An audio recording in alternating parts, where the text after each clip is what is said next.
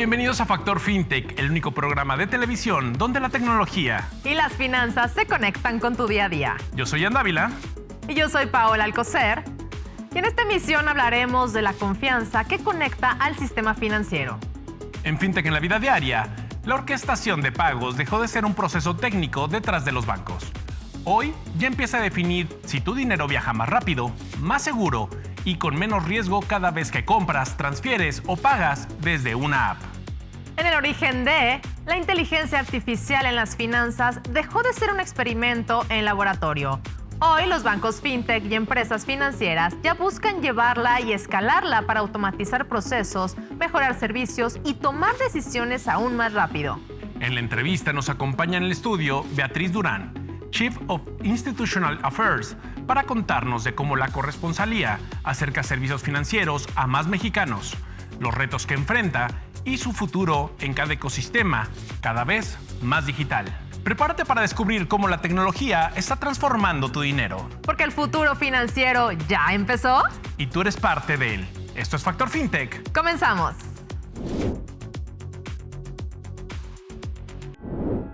Cada día una innovación. Esto es Tendencia FinTech. La red financiera prepara pilotos en vivo con 17 bancos para probar un nuevo libro digital que permita pagos internacionales 24/7 con depósitos tokenizados. El movimiento refuerza la entrada de grandes marcas tecnológicas al negocio de activos digitales, pagos y servicios financieros regulados. Un análisis destaca que las transacciones digitales crecen más rápido que el valor movido, lo que obliga a las empresas a gestionar más conciliaciones, fraude y datos por cada pago. La firma fue premiada en Europa por impulsar soluciones que conectan dinero tradicional y activos digitales a través de una sola API. La criptomoneda enfrenta presión por riesgos geopolíticos, aunque los flujos hacia ETF ayudan a sostener el interés de los inversionistas.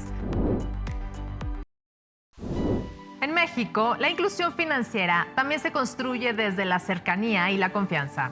Hoy analizamos el papel de la corresponsalía para acercar los servicios financieros a más personas. Para hablarnos de ello nos acompaña en el estudio Beatriz Durán, quien es Chief Institutional Affairs. Beatriz, bienvenida. Muchísimas gracias, Pau. Ian, para mí es un honor estar aquí. Muchísimas gracias por esta invitación. Al contrario, gracias por acompañarnos en Factor FinTech. Iniciamos esta entrevista, tenemos muchas ideas respecto al tema, pero ¿cómo convertir, bajo tu criterio, la confianza en la tienda de barrio en acceso financiero? Muchísimas gracias. Primero que nada, hablemos de que en México casi el 75% de los adultos tiene una cuenta bancaria. Pero ¿qué pasa? Mucho hemos estado hablando de si tenemos acceso o si hay un uso. Separemos los dos temas. ¿Por qué la tiendita de barrio se convierte en este punto o este nodo financiero? ¿Y por qué la corresponsalía tiene este rol tan importante? Porque cuando tú vas a una tienda departamental no tienes una relación cercana. ¿Pero qué pasa? Tú sales y en tu barrio, y que nosotros somos México, una vida muy de barrio, tenemos esta cercanía con la persona que nos vende el pollo, nos vende la carne, nos vende las medicinas, nos vende las papas, nos vende en la miscelánea.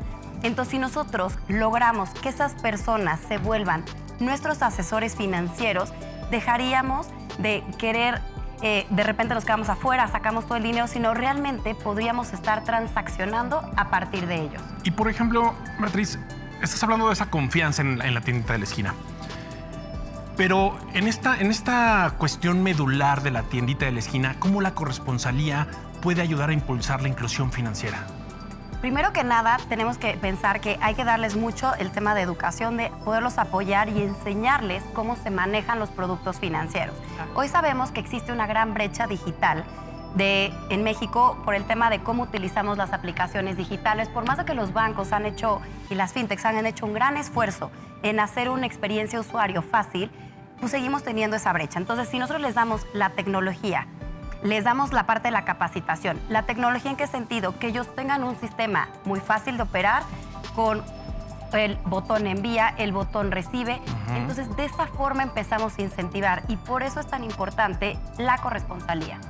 Oye, por ejemplo, ¿cómo crear esa red de corresponsales que sea más segura, más confiable y que sobre todo pues, sea eficiente para todo el mercado, todos los usuarios que están dentro de ese entorno? Primero que nada, hay una figura llamada administrador de corresponsales y hay empresas que estamos dedicadas especialmente a ello.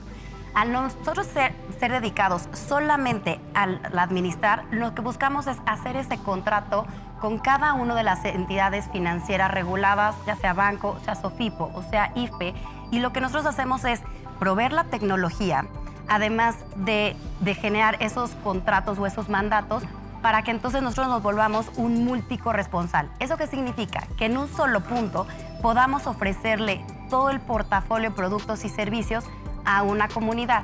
Imagínense que de repente vas, hoy, ¿cómo está México? Pues sabemos que está muy segmentado porque tienes el noreste, el sureste, etcétera. Entonces, muchas veces tenemos instituciones financieras que son regionales y también tenemos comercios que son regionales. En el momento que nosotros, como, en este caso, Punto Red, que somos un administrador de corresponsales, tenemos aliados que son aliados comerciales, como es el retail, y también estamos armando con la tiendita de la esquina. Entonces, ¿qué garantizamos? Que a las instituciones financieras les podamos ofrecer la protección, todo el tema que ya sabemos que es el tema del PLD, cómo podemos identificar al usuario que está haciendo una transacción para poderle dar esa información directamente a la institución financiera y al usuario garantizarle que el servicio que está recibiendo es de primera. Que es lo más importante. Correcto, porque justo como lo veníamos conversando, esa confianza, en el momento que tú puedes empezar a hacer la primera transacción, la segunda, empezamos a engancharnos y empezamos a buscar lo que sería este cambio de hábito. Hoy que se busca en México, pues un tema de digitalización. Entonces, ¿cómo logramos apoyar al gobierno para lograr eso? Y, por ejemplo, hablaste ahorita de esta cuestión de la segmentación que existe y es algo muy claro en este país, inclusive con la misma tecnología. Pero, ¿qué barreras está enfrentando llevar este tipo de servicios a la tienda de la esquina, sobre todo a comunidades donde la tecnología no es algo del día a día? Qué gran pregunta, porque al final pensemos cómo está hoy la figura de corresponsal. Yo analizo, ¿cómo se llama? Las autoridades analizan, yo aquí ya sintiéndome autoridad, ¿no? Me van a asesinar, pero bueno. Las autoridades analizan a los comercios. Entonces, por ejemplo, las grandes tiendas de servicios, pues obviamente tienen muchísima ventaja, porque al final tienen todo un espectro de ciberseguridad y de tecnología. Cuando nosotros buscamos a la tiendita de la esquina, ¿qué hay que hacer? Hay que proveerles toda la tecnología, de tal forma que hablamos de una estandarización. Y en esta capacitación y en este sistema les permitimos tener valga la redundancia, un servicio top que ellos lo pueden adoptar de una manera muy sencilla. Y ahora, hablando de adoptar estas nuevas ideas para evolucionar más, ¿cómo podría la tecnología mejorar la experiencia de estos corresponsales? O sea, se habla todo que es digital y que eso ayuda mucho, pero ¿qué más podrías agregar a esto?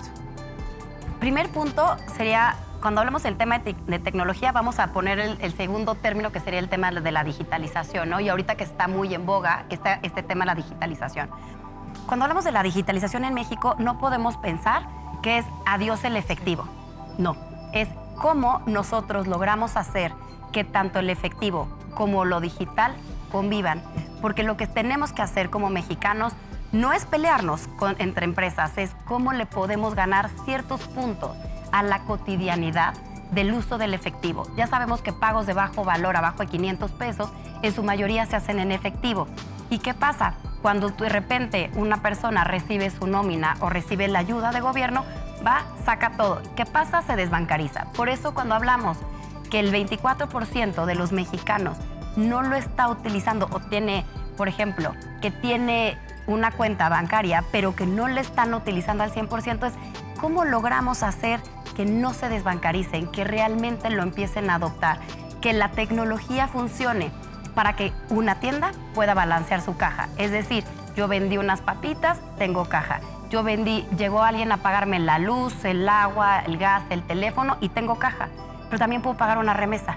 Entonces, ¿cómo los ayudamos a balancear y cómo logramos que en lugar de que ir al cajero a sacar 1,000 pesos, porque no sé cuándo voy a volver a ir, puedo empezar a sacar pagos de menos valor? Porque entonces en ese momento ya no necesito tener tanto efectivo, porque sé que me aceptan un medio de pago y además que mi dinero está seguro dentro de un tema digital. Y por ejemplo, ahorita mencionaste ese movimiento que puede tener la tienda, pero por ejemplo, la tiendita de Don Pepe, ¿no? Por pensar con un ejemplo. ¿por qué le podría interesar ser partícipe de este tipo de redes, de este tipo de servicios? ¿Qué ventaja tiene justamente para la inclusión financiera el que don Pepe realmente se interese en participar dentro de estas redes? Me encanta porque este es un tema de impacto. Nosotros hicimos una encuesta, nos llevamos 20 años en el mercado, pero hicimos una encuesta dentro de nuestros aliados, tenemos más de 90,000 puntos de entrada. Entonces, el 75% ha confirmado que ha tenido un gran incremento en sus ventas, en sus ingresos. Hay uno que me fascina, que cuando yo fui por primera vez a hacer una entrevista me dijeron, hace 8 años que empecé a trabajar en esto, el 20% de mis ingresos hoy depende solamente de mi tiendita, de lo que yo vendía, y el 80% por ser un asesor financiero. Entonces, ¿qué se vuelve? 1, le damos una nueva fuente de ingresos. 2, ayudamos a su comunidad, porque tenemos un tema que si alguien nos hubiera dicho hace mucho tiempo, si nosotros domiciliáramos todos nuestros servicios, tendríamos un mejor score de crédito, pues lo hubiéramos hecho, claro, ¿no? Entonces, si nosotros podemos poner a que don Pepe, que tiene la relación con toda su comunidad, sea esa persona y ese punto de acceso, generamos un impacto social dentro de la comunidad, incrementa sus ingresos y además ayuda a que el desarrollo de su comunidad incremente y además entre en el sistema financiero, que es lo que más necesitamos. Porque hoy una persona que está fuera del sector financiero, de facto está fuera de la economía. Y aquí es lo interesante también, ¿no? Porque, por ejemplo, hablamos de inclusión financiera también, ¿no? Dentro de la comunidad, dentro de todos los usuarios. Y aquí, ¿cuál sería el papel de los corresponsales en un ecosistema cada vez más digital? ¿Crees que están empapados de ello? ¿Falta mucho por hacer? ¿Cuál es la visión que tienen ustedes? Yo creo que la corresponsalía en México hoy es un nodo y es el punto de entrada y es toral. Necesitamos hacer una modificación en la regulación porque llevamos con la misma regulación muchísimo tiempo, pero hoy que tenemos necesitamos romper las asimetrías que existen en México. 1, parece que hoy, como se está dando el sistema, favorecemos a los grandes bancos, a las grandes cadenas. Y si hoy queremos que México sea un estado pro competencia, que sea más abierto a más oportunidades, necesitamos romper las asimetrías para realmente generar que las empresas, los bancos medianos, las tienditas de la esquina puedan participar dentro de esta economía para que entonces México pueda progresar aún más. Que toda esta oferta de valor que hoy lo están haciendo increíble las fintechs, que lo hacen increíble las SOFIPOS, ¿cómo les podemos ayudar siendo un nodo de poder entrar? Porque al final, mucho de esas comunidades donde ellos están atacando, pues hay puro efectivo. Pero ¿cómo se hace ese traslado de valor? ¿Cómo pueden llegar ellos a recibir su remesa? ¿Cómo pueden ellos mandarle dinero a su pariente? ¿No? Por ejemplo, te mandan una remesa a Estados Unidos, oye, para poder pagar el agua, luz, gas, teléfono, oye, le quiero marcar a mi mamá, pero pues resulta que no tiene saldo. Entonces, ¿cómo podemos nosotros pensar en todos los diferentes casos de uso? Pensar que en México tenemos una gran diversidad en cuanto a lo que es nuestro tema cultural, y que tenemos diferentes tipos de comunidades que también tenemos que buscar atacarlas. No solamente nosotros que estamos aquí en la Ciudad de México, que tenemos pues todo a la mano, sino realmente pensar en el mexicano de a pie, qué tanto se puede llegar más allá. En Colombia hay una cifra que es muy importante, que se logró tener un corresponsal cada 300 metros. Entonces, si pensamos cuál es el peor escenario para un colombiano, es caminar 300 metros y ya llegó a poder hacer una operación. Y en México lo pensamos cuántos tienen que trasladarse kilómetros, entonces es el costo del traslado y además también el tema del riesgo y de la seguridad. Si ellos logran tener su dinero de forma digital, pues también ayudamos a que no salgan, los asalten, entonces todo lo que lograron trabajar en su tiempo, pues que ese dinero lo puedan seguir preservando, no lo tengan en colchón, sino que realmente con todo lo que se está haciendo, este esfuerzo de todo el sistema financiero, logramos que México progrese aún más. Y como bien lo dijiste, en este país es más fácil encontrar un refresco de cola que un servicio financiero, ¿no?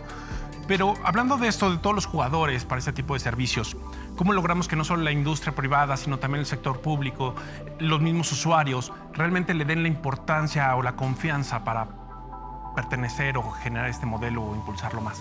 Yo creo que hoy estamos viviendo un nodo súper importante en México y es que hoy tenemos una estrategia de digitalización, tenemos también la palanca de Plan México y también se hizo un estudio por parte de COFESE. Entonces, hoy si lo vemos un poquito hacia atrás de todo lo que ha sido la estrategia de las finanzas digitales, cómo se quiere mover en México, hoy hay una gran participación por parte del sector público, donde realmente hay un gran interés de decir cómo logramos digitalizarnos. Empezaron ya por las gasolineras, ¿no? Que ustedes lo han venido analizando y estudiando mucho en este foro. Empezamos, vámonos a tasa cero, vamos a buscar digitalizar. Y entonces, ¿qué se está buscando? ¿Cómo le generamos esta propuesta de valor? Y no solamente han entrado los bancos, han entrado las OFIPOS, han entrado las fintechs. Yo creo que estamos en un momento histórico para que México lo apuntale y que realmente podamos ver un caso de decir, más allá de lo que tenemos a nivel de bancarización, que esas cuentas no estén vacías. No es recibo una vez una transacción, ahí la tengo, sino realmente transacciono y tengo esa confianza para hacerlo. Y la confianza de los usuarios también. Es lo más importante. Al final de cuentas son los que hacen que se mueva esto, ¿no? Pues muchas gracias por acompañarnos. Tuvimos aquí en el estudio a Beatriz Durán. Ella es Chief of Institutional Affairs. Muchas gracias. Gracias, No, Beatriz. muchísimas gracias a ustedes. Continuamos con más aquí en Factor FinTech.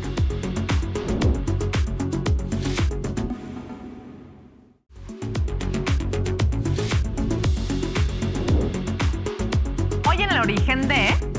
Durante años, la inteligencia artificial en el sector financiero se quedó en una etapa de pruebas. Los bancos, fintechs y aseguradoras la usaban en pilotos, laboratorios de innovación o proyectos aislados para probar si podía ayudar en atención al cliente, análisis de datos, detección de fraude o automatización de tareas.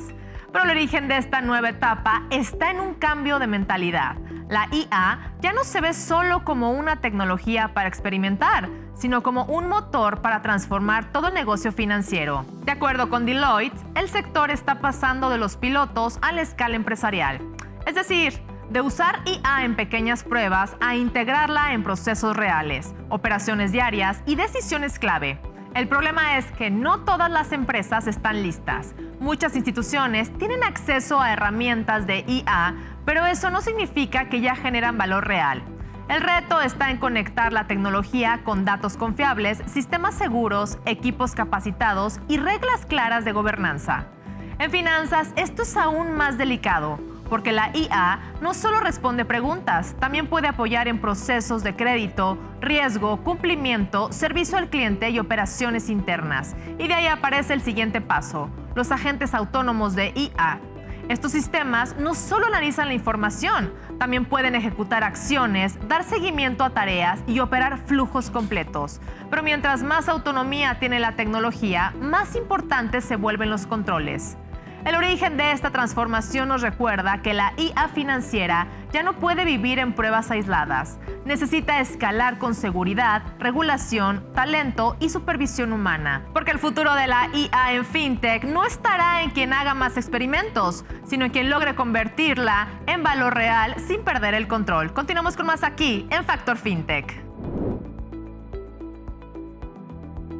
¿Te ha pasado que un pago se refleja al instante, pero otro tarda horas? ¿Se queda en proceso o simplemente falla? Aunque para nosotros pagar parece tan simple como dar un clic, acercar el celular o inclusive pasar tarjeta, detrás de cada transacción hay una ruta completa que se decide de cómo viaja nuestro dinero. Y ahí entra un concepto que está tomando fuerza en el mundo fintech: la orquestación.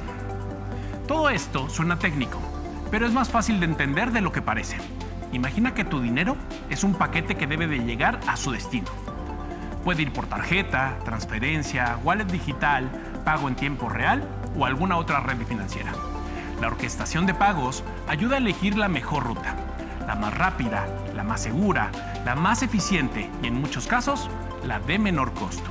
Todo esto para los bancos, fintech y comercios. Esto ya no es un lujo, es una necesidad. Hoy los usuarios queremos pagar en segundos, recibir confirmaciones al instante, evitar rechazos innecesarios y tener devoluciones mucho más rápidas. Pero también hay otro reto: el fraude. Mientras más formas de pago existen, más importante se vuelve tener sistemas que puedan detectar riesgos, evitar errores y mantener el dinero en movimiento sin interrumpir la experiencia del usuario. En la vida diaria, esto impacta cuando compras en línea, pagas un servicio, pides comida, mandas dinero a otra persona o cobras en tu negocio. Si el pago pasa rápido, casi ni lo notamos. Pero cuando falla, entendemos que la tecnología financiera no solo se trata de pagar, sino de hacer que todo el sistema funcione sin fricción. Porque cada vez que uses tu celular, tu tarjeta o una app para mover dinero, Habrá tecnología decidiendo en segundos cuál es el mejor camino para que ese pago llegue a tiempo y sobre todo de forma segura. Esto es FinTech en la vida diaria. Continuamos con más aquí en Factor FinTech. Y así llegamos al final de Factor FinTech, pero la conversación no termina aquí. Síguenos en todas nuestras redes sociales en @FactorFinTech y sé parte de la comunidad que está transformando las finanzas con tecnología. Y recuerda visitar nuestro portal www.factorfintech.com, donde encontrarás entrevistas, cápsulas y mucho más contenido exclusivo sobre innovación financiera. Yo soy Paola Alcocer. Y yo, Ian Dávila. Esto fue Factor FinTech. Hasta la próxima.